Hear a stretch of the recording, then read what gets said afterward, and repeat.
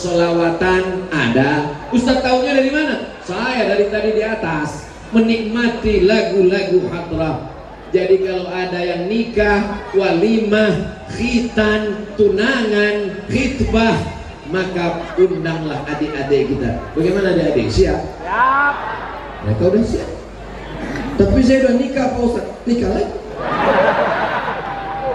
Saya sebetulnya mau ngetes aja, kira-kira ibu marah atau enggak. Ternyata mereka enggak marah. Berarti setuju. Ini adalah ibu-ibu yang insya Allah anak-anaknya menjadi pemimpin masa depan. Subhanul yaum, anak muda hari ini, rijalul ghad, mereka yang akan menjadi pemimpin masa depan. Kalau di belakang saya ini ada anak kelas 1 sanawiyah, kelas 1 SMP 3 tahun, betul? SMA 3 motor, ngebut, masuk angin, gembong, yang rugi laki-laki apa perempuan?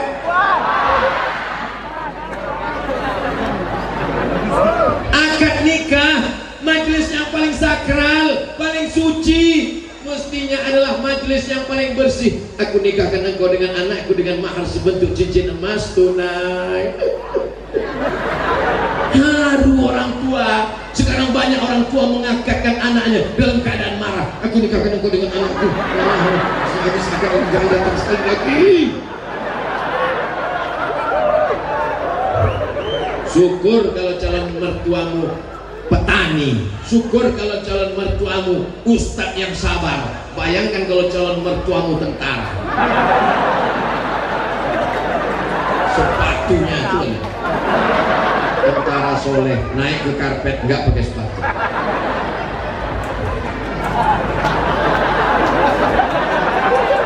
Allahumma sholli ala sayyidina. Apakah harus dimandikan ulang? Apa ceritanya?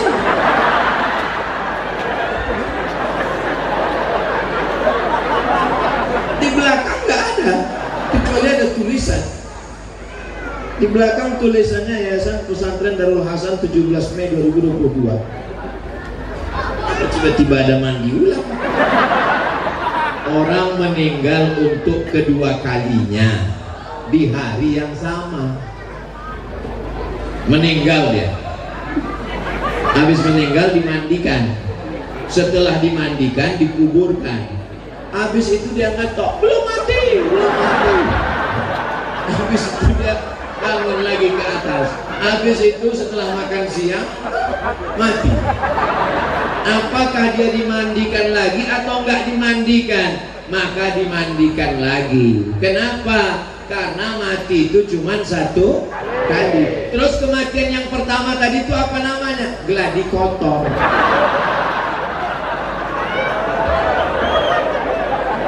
Kullu nafsin dha'iqatul maut.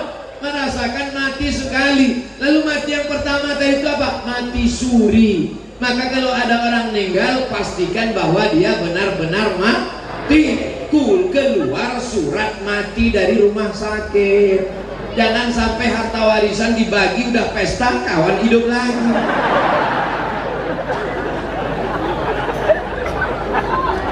Sepanjang saya tausiah, baru begini pertanyaan berkualitas.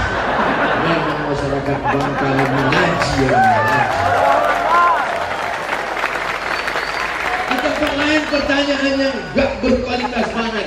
Ustaz Somad, bumi ini bulat apa petak? Ustaz Somad, Nabi Adam nikah dengan Siti Hawa, Pak Kuahnya siapa ya? Capek dong.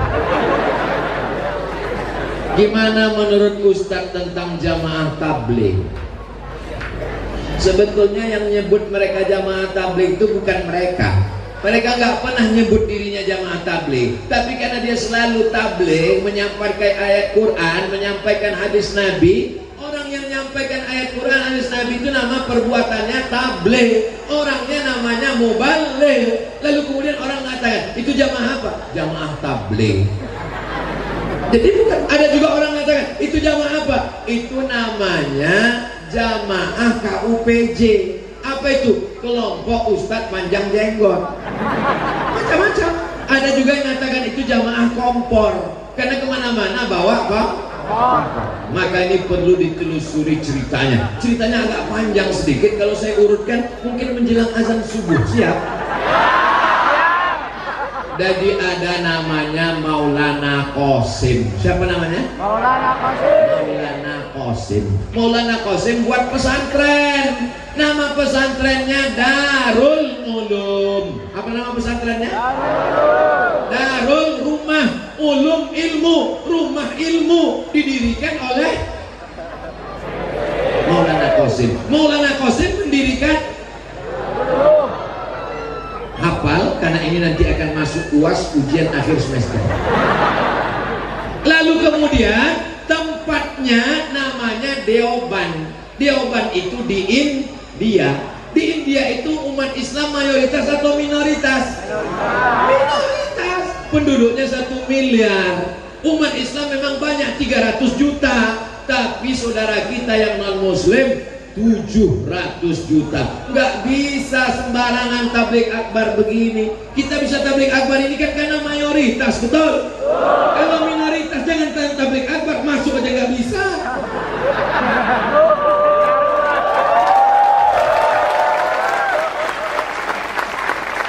Kalau belum move on, isinya ceramahnya di situ terus.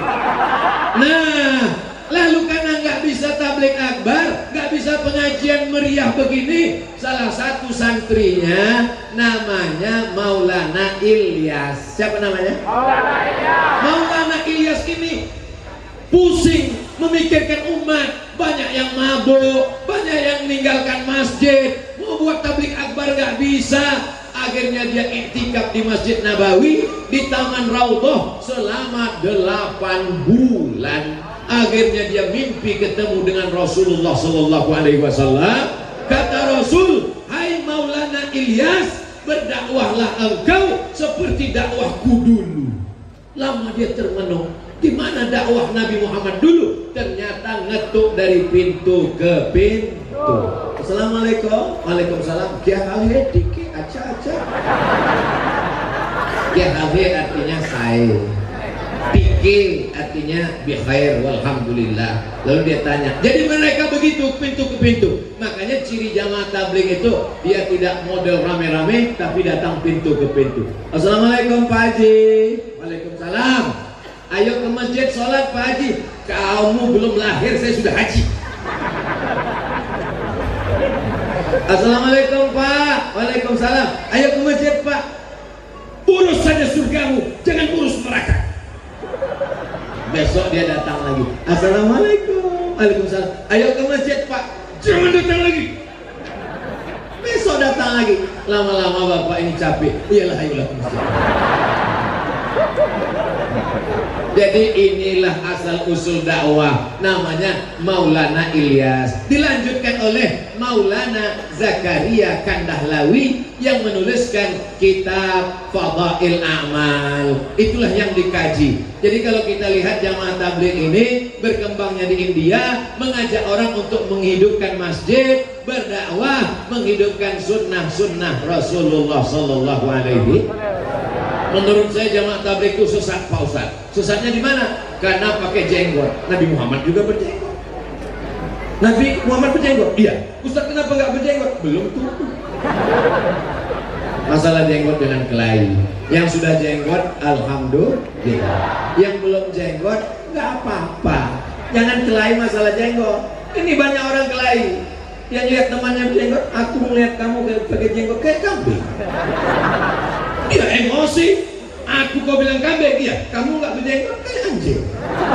Akhirnya berantem. Hanya gara-gara bulu.